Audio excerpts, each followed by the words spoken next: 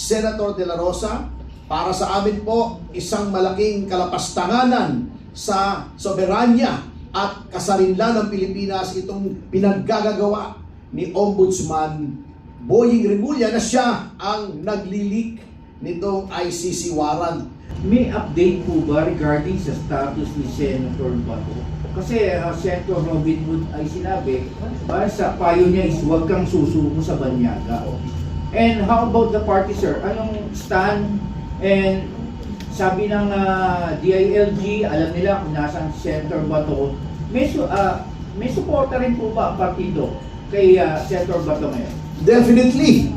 Senator De La Rosa is a ranking member of the PDP and he is one of the 3 senators. However, with respect to the legal recourses available to Senator De La Rosa, I think the best person who would be able to answer that would be his legal counsel, Attorney Israelito Torion.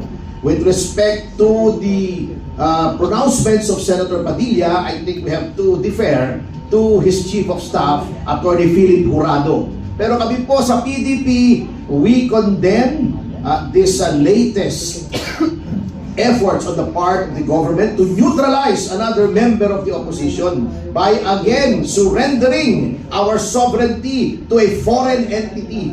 And the PDP is willing to extend all the assistance within its power to do in order to assist Senator De La Rosa with this problem.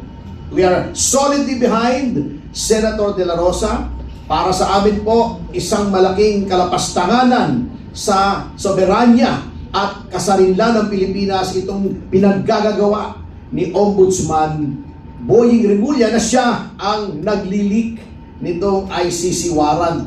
Alam nyo, nakakatawa itong si Remulla, talagang double standard eh. Kapag may isang tao, katulad niyan, na si Madriaga, relax na lang partner, alam ko umiinit yung ulo mo pagka na ano mo yung pangalan ni Madriaga. By the way, sinabi sa akin ni Yvette na talagang total na yung commitment ni De Lima kay Madriaga. In fact, she was quoted to have said in effect that she has spread her wings to let him in. Diba sinabi niya, I'm taking him under my wing. Diba?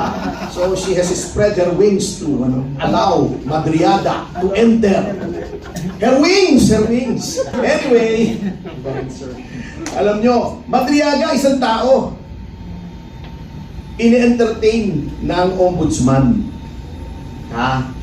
Etong kay Martin, sinabi noon ni Diskaya, sabi ni Saldico, yun daw pera ay para kay Martin. Although hearsay yun. Okay, granted, fine. Under oath naman yung statement. Okay. Corroboration number 1. Gutesa, under oath. Nagde-deliver po kami ng mali-maleta na pera kay Martin Romualdez. Okay. Corroboration number 1. Corroboration number 2, from Saldico himself. Nagbibigay ako kay Martin at kay Pangulong Marcos mali-maleta. Corroborated yung kay Gutesa at yung kay Diskaya. Sinong may kaso ngayon? Isa lang, si Saldico. Oh, anong klase yan? Di ba? Anong klaseng ombudsman yan? Alam naman natin kasi that ombudsman owes his being ombudsman to the president na lahat ng batas ay pinilipit para lang siya ay maluklok dyan. So, what do we expect from the ombudsman? So, yan ang nagiging problema po natin dyan eh. Lahat ng institutions natin, kinokorrupt, pinanghihimasukan ng Pangulo. How? Yung last bastion, yung huling sumbungan ng bayan ombudsman, nilagay pa niya, let's not mince any words, nilagay pa niya tuta niya. Kung may naniniwala sa inyo nung sinabi ni Boying na ngayon appointed na siya, he will do what is right, pero kung tulay malapit sa Malacanang, bebenta ko sa inyo, mura lang po kung naniniwala kayo ron. Number 2, yung legislature, gino-off na niya. Unang-una, ginawa niyang speaker yung pinsan niya, ginawa niyang majority, deputy ba, speaker, yung anak niya, plus, inuutusan niya na mag-insert One prerogative ng legislature yon. Pati judiciary, pinanghihimasukan na niya. Can you imagine? The Ombudsman and the President being one in saying, bago magpasko may makukulong na. Mr. President, Mr. Ombudsman, hindi po kayo nag-i-issue ng warrant eh. Hukuman po eh. Are you telling us, kontrolado nyo rin yung hukuman na pag sinabi yung bago magpasko may warrant, eh teka, nakakabahala na po yan. Ha? That is very alarming. Hindi lahat po ng branches of government. Ha? Inyo ng executive, Mr. Marcos, inyo pa ang legislature, inyo pa rin ang judiciary. Bata mo pa rin na nasa ombudsman. Appointee mo pa rin na nasa ICI. Wala na po kaming pagtutuguhan. Sino bang mag-check and balance? Yan po ang nakaka-alarma sa ginagawa. Number 2, another point, ayun to sa budget, and this will be my last word on it, at medyo, I'm the only one standing between you and lunch. Yung sinasabi ni Professor, alam nyo, tama, okay, number 1, yung educational.